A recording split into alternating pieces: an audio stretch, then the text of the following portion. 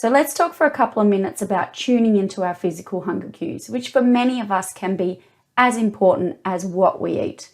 So over time, you may have found that you've become completely disconnected from your physical signs of hunger. So this could be for a huge range of reasons. It may be that you're always encouraged to eat everything on your plate. Maybe you weren't going to be allowed to have dessert until you'd finished everything on your plate. Or maybe over time you've gotten used to eating at specific times of the day or for reasons other than physical hunger. So it's a complex topic. It's usually multifactorial for most people.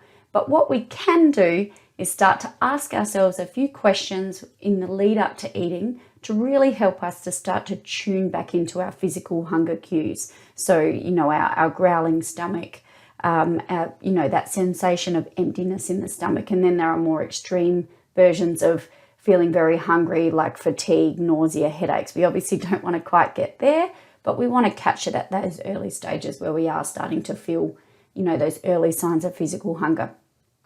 So in terms of checking in with yourself, there are, as I said, a couple of questions we can start by asking ourselves. So the first one is, am I truly hungry or not? So it's about taking that time, taking a pause to really say, am I starting to feel some of those physical signs of hunger? The growling stomach, that feeling of emptiness, maybe you're starting to feel a little bit fatigued. And, why am I feeling hungry? Does it make sense that I'm feeling hungry? So has it been a long time since my last meal? Was my last meal or snack quite small or, low in protein, something like that might lead me to be feeling hungry? And then if you suspect that you're not hungry, validate that with yourself as well. So does it make sense that I'm not hungry? Was my last meal or snack quite recent or quite large? So these are sort of your check-in questions that you can start to take a bit of time, pause and ask yourself before you dive into eating. The next thing you can do is also say to yourself, okay, if I've determined that I'm non-hungry eating or I'm about to non-hungry eat, what could I do instead? So it's really important to have some tools in your toolkit to start to think about what are some of the alternatives I could do.